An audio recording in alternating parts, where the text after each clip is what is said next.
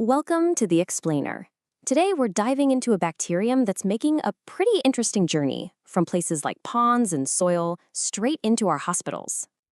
Yep, we're focusing on an emerging opportunistic pathogen that, honestly, every clinical microbiologist really needs to have on their radar, Rahnella aquatilis. Now, just so you know where all this is coming from, we've compiled everything today using a Gemini deep search.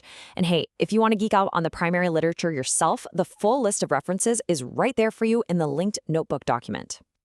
So here's how we're going to break it down. We're taking that classic bench-to-bedside approach. We'll start with where this bug comes from, then get into the nitty-gritty of lab identification, its built-in resistance, what it actually does to patients, and finally, what we can do to treat and control it. Okay, so let's dive right in. To really get a handle on Rahnella aquatilis, you first have to ask, where in the world does it come from, and why is it suddenly becoming a headache in our hospitals? So, what are we looking at here? It's a gram-negative rod, part of the Yersiniaceae family, and its home turf, the environment. We're talking freshwater, soil, even just hanging out on plants. But here's the kicker. It's showing up more and more as an opportunistic pathogen, causing some really serious infections, especially in our most vulnerable, immunocompromised patients. Okay, this next part is for all the lab professionals out there, because this is absolutely crucial. How do we nail the identification of this organism, and, just as importantly, how do we avoid the common traps that lead to misidentification? Well, on the bench, it's pretty straightforward. You'll see those standard gray colonies on blood agar, and it's a bit of a slowpoke when it comes to fermenting lactose on McConkey agar. But the real key, the thing you've got to look for, is what isn't there. Rahnella aquatilis does not produce that yellow pigment. And that right there is the critical clue that separates it from its common lookalike, Pantoea agglomerans. You know, one of the coolest and most important classical tests for this bug is its temperature-dependent motility. It's a really neat trick it does. Rahnella aquatilis is zipping around, fully motile at room temperature. But crank up the heat to human body temp, and it just stops. It becomes non-motile. It's such a fantastic and simple way to tell it apart. And this table just lays it all out beautifully. Look at those top two rows. That tells you the whole story. No motility at 36 degrees and no yellow pigment. That 1-2 punch is what cleanly separates Rahnella aquatilis from Pantoea agglomerans. So, while those classic methods definitely work, let's be real. Modern labs have some serious firepower. MALDI-TOF mass spectroscopy is really the method of choice now for a super fast, super accurate ID. For that gold standard absolute confirmation, you're looking at 16S rRNA gene sequencing. And, if you're ever in an outbreak situation, pulsed field gel electrophoresis is the tool you'll need for that epidemiological typing. All right, so you've got your ID. What's the next big question? It's always, what antibiotics are actually going to work? Understanding the intrinsic resistance of Rahnella aquatilis isn't just nice to know, it's absolutely non-negotiable for guiding effective therapy. Here's the thing you absolutely have to remember. Rahnella aquatilis is basically born with a weapon. It has this intrinsic, chromosomally encoded Ambler class A beta-lactamase, which we call RAHN. This enzyme is, for all intents and purposes, an ESBL. It lets the bacterium just chew through a whole range of beta-lactam antibiotics. And that one fact, it dictates its entire resistance profile.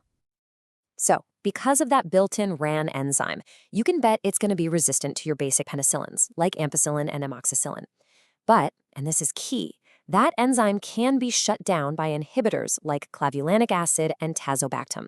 That means it's still susceptible to those inhibitor combos and to our broader spectrum agents like 3rd and 4th gen cephalosporins, carbapenems, and fluoroquinolones. Okay, a really important note for your lab's antibiogram. You have to know that there are no specific UCAST breakpoints just for Rahnella aquatilis. You have to interpret your MIC results using the current clinical breakpoint tables for Enterobacterialis, and we've put some of the most relevant ones right here for you. Okay, so we've got a handle on how to spot it in the lab, and we know its resistance patterns. Now, let's make that jump from the bench to the bedside. What kind of trouble does this organism actually cause in our patients? The clinical picture can be pretty diverse. Most commonly, you're going to see bacteremia and sepsis, often linked to things like central lines or even contaminated IV fluids. But it doesn't stop there. It's a documented cause of UTIs and wound infections. In the respiratory tract, it's often just a colonizer, but in someone who's severely immunocompromised, it can cause a true pneumonia. And get this, in one really fascinating case report, it was even isolated from a patient with septic arthritis after a cat bite. So yeah, it gets around. And that brings us to our final and maybe most important section, pulling it all together. Now that we know all this, what do we actually do about it? Let's get into the actionable guidance for treatment and, of course, infection prevention.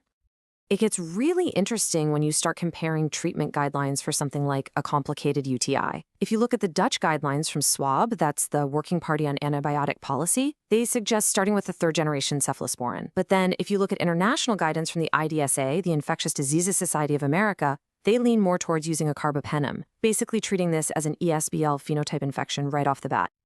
Now, when we're talking about our pediatric patients, the principles are exactly the same. But the dosing, of course, has to be incredibly precise, strictly weight-based to make sure it's both safe and effective. Your key players are still going to be drugs like piperacillin tazobactam and meropenem, but the doses get adjusted depending on the site of infection. For instance, you'd use higher doses of meropenem for any CNS involvement. And finally, how do we stop this bug from spreading around the hospital? It really comes down to a core 4-step infection prevention strategy. Number 1, and it's always number 1, meticulous hand hygiene. Then applying standard precautions for every single patient. If you have a patient who's known to be colonized or infected, you have to implement full contact precautions.